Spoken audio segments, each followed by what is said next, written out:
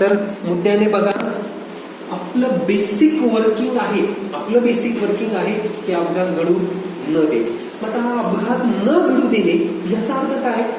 जिथे जॉब चालू आहे, जॉब म्हणजे परत एकदा सांगतो बॉस, ज्या फ्लोअरला लोक काम करतात, जिथे लोक काम करतात, जिथे लोक वर्किंग करतात, त्याला जॉब म्हणतात. जे काम बनवतात, एखादा शॉक ऍब्झॉर्बर बनवणे, एखादा कम्प्युटर असेंबल करणे, याला काय म्हणतात? जॉब म्हणतात. आपण आपले पालक किंवा तुम्ही कुणीतरी शेतामध्ये नांगरताय, तो काय झाला? एक पूर्ण जॉब झाला. आता हा जो जॉब आहे, हा जॉब करताना तिथे सेफ्टी राहावी. सेफ्टी कशासाठी घेतो आपण? पहिली आणि सगळ्यात महत्वाची गोष्ट, ऍक्सिडेंट घडू नये म्हणून. दुसरं, इंजुरी होऊ नये म्हणून. तिसरं सगळ्यात महत्वाचं, लॉस होऊ नये म्हणून आपण काय घेतो? सेफ्टी. सेफ्टी कशासाठी घेतात? आपण पहिलेच बघितलं, एक ह्युमन कॅपिटलचा लॉस होऊ नये म्हणून, आणि दुसरा इकॉनॉमिकल लॉस होऊ नये म्हणून. पण याच्यासाठी आपण अगोदर सेफ्टी घेतो मित्रांनो. अगोदर सेफ्टी म्हणजे अगोदर सुरक्षा घेतो. मग जॉब सेफ्टी अनालिसिस शब्द समजून घ्या. शब्दाचा अर्थ, हा जो जॉब आहे, जो केला जातोय, जे काही काम केलं जातं, ज्या फ्लोअरवर हे काम केलं जातं, ज्या मशीन बरोबर काम केलं जातं, त्या फ्लोअरवर केलेलं जे जॉब आहे, त्या जॉबला कसं सेफ ठेवलं जाईल, कसं तिथे सिक्युअर्ड काम होईल, कशा पद्धतीने तिथे ऍक्सिडेंट किंवा इंजुरी कमीत कमी होतील, त्याचं अनालिसिस करणे. ऍक्सिडेंट अनालिसिस अपघात घडून झाल्यावर केलं जातं. ओके.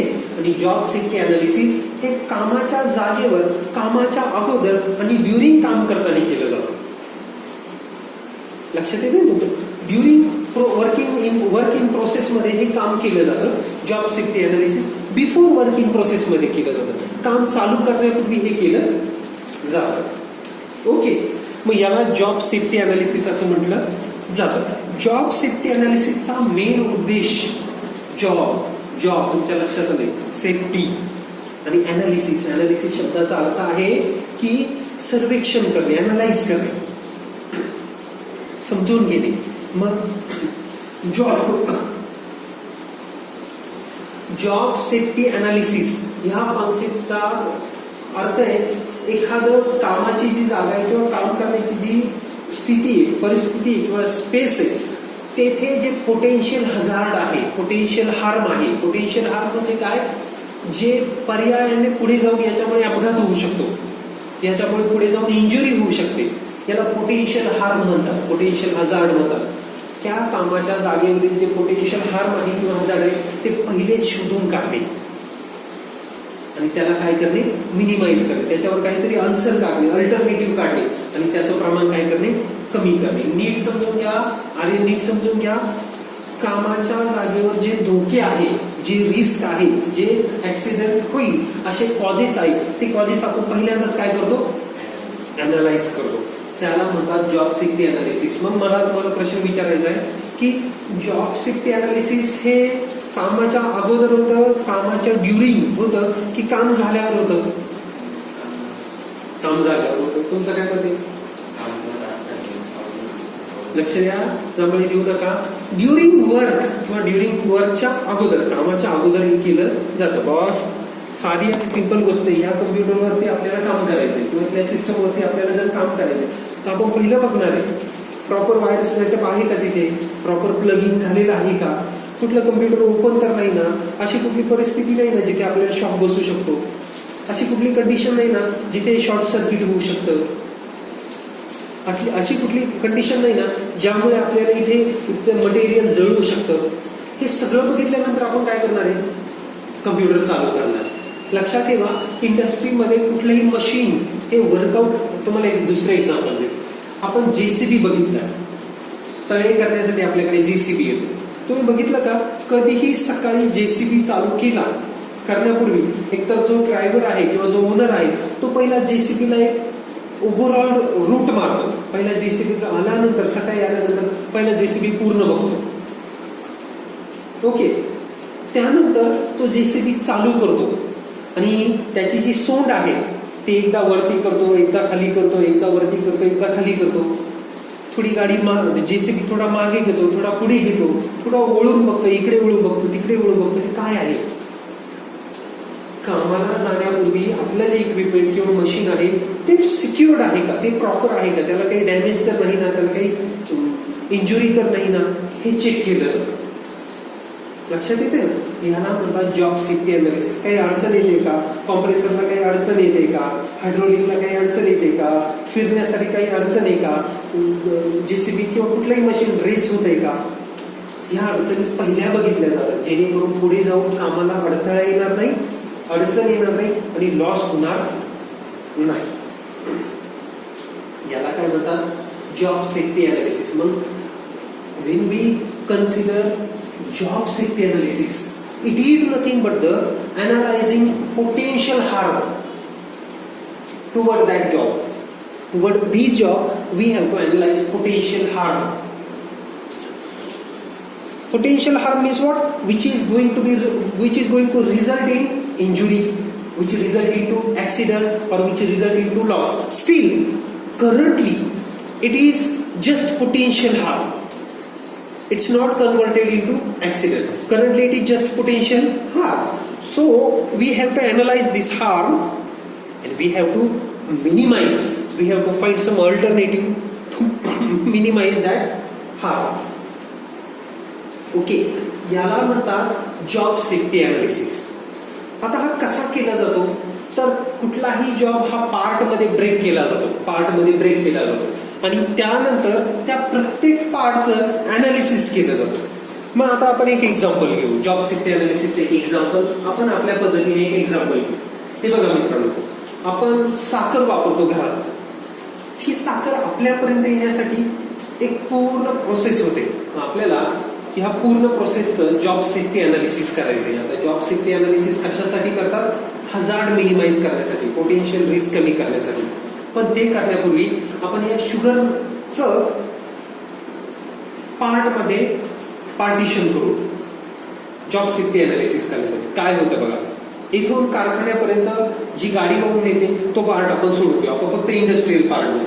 काय केलं जातं, ट्रॅक्टर किंवा बैलगाडी जी कारखान्यापर्यंत जाते, ती बैलगाडी तिथे गेल्यानंतर बैल सोडून घेतले जातात, गाडीतलं मटेरियल उचललं जातं क्रेनच्या मदतीने, त्याचं वजन केलं जातं. ओके, ते वजन झाल्यानंतर अर्थातच त्यासाठीच चाललंय, वजन झाल्यानंतर तो जो ऊस आहे त्याचं पाचट काढलं जातं.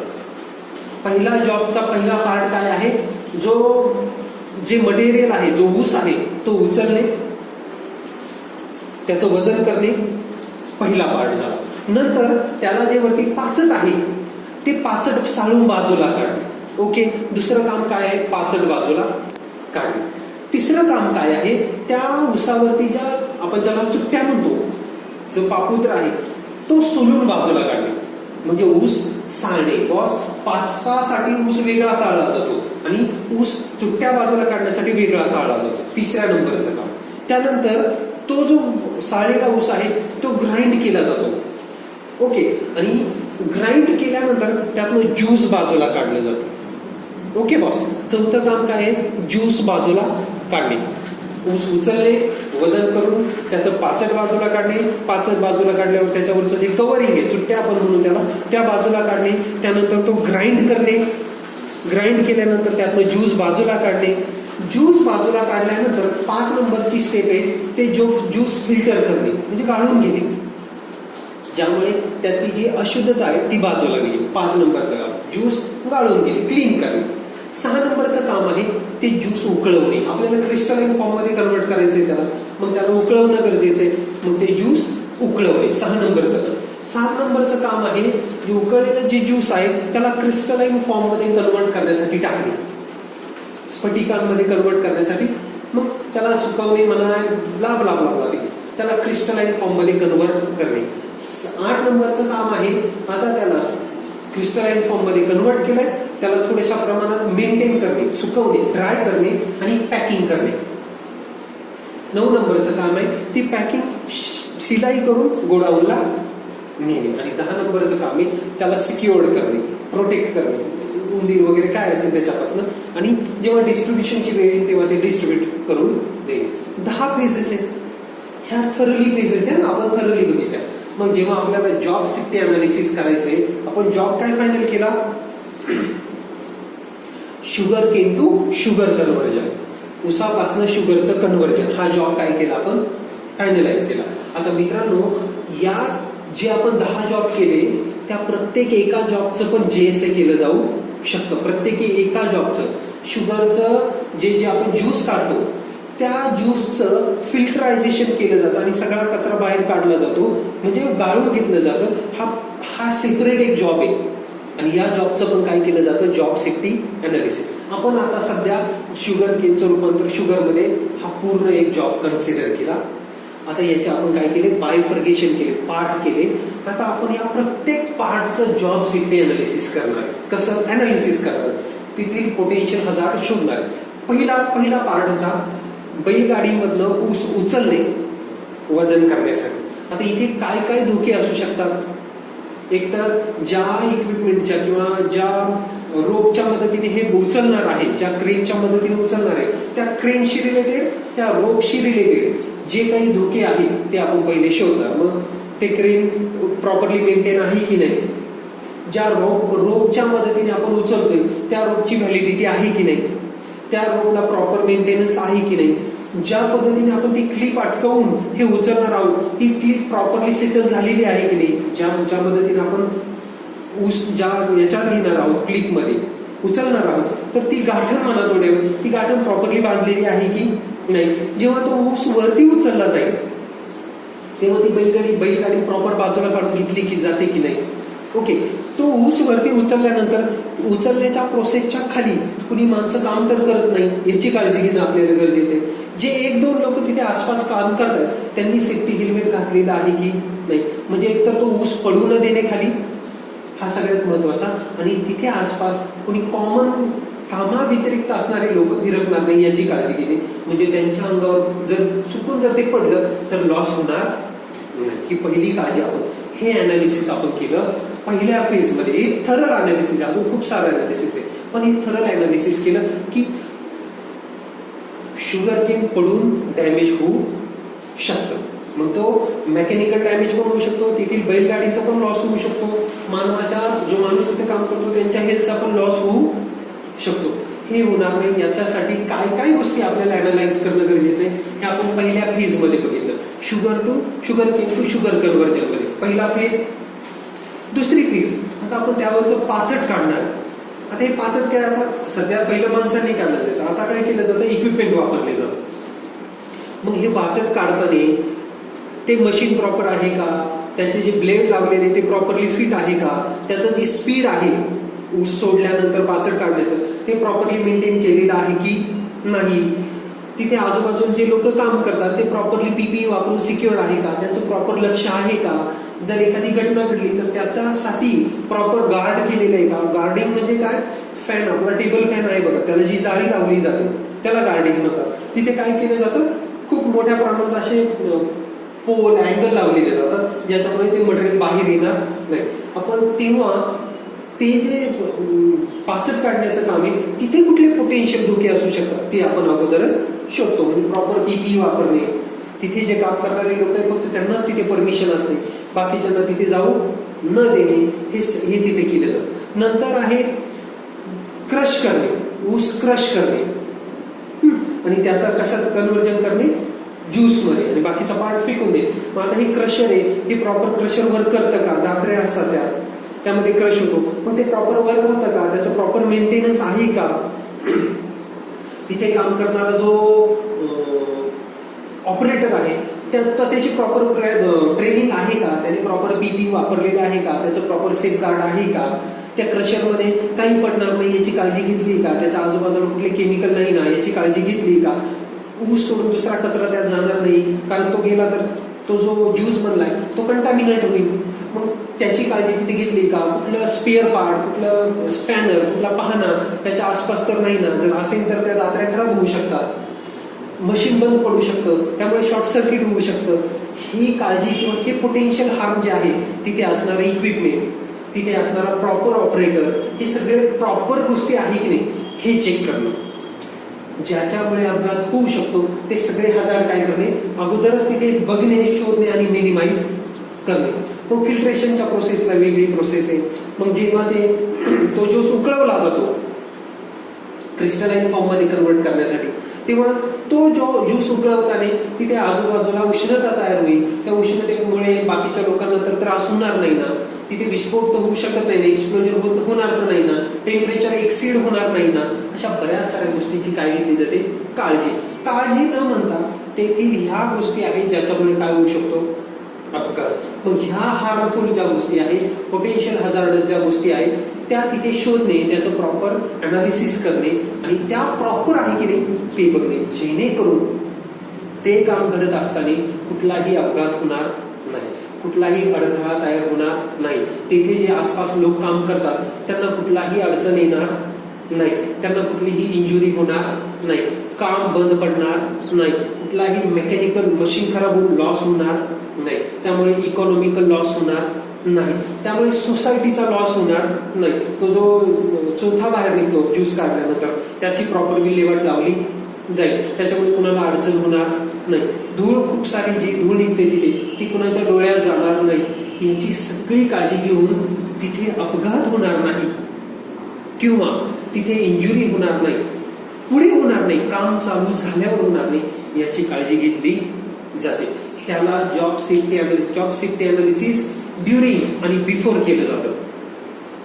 कामाच्या पूर्वी किंवा काम चालू असताना केलं जातं जॉब सेफ्टी अनालिसिस.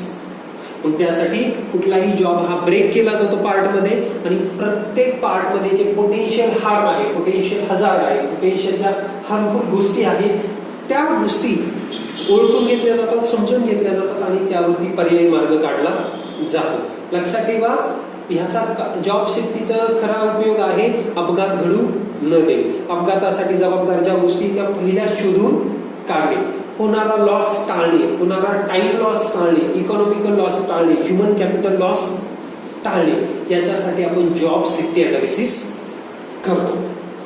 ओके, थोडाफार समजला जॉब सेफ्टी अनालिसिस. मग आपल्या एका सेफ्टीच्या माणसाचं काम काय, फायर सेफ्टीच्या माणसाचं काम काय? अपघात झाल्यावर तर सगळेच मदत करतात मित्रांनो, किंवा सगळेच कार्याला लागतात.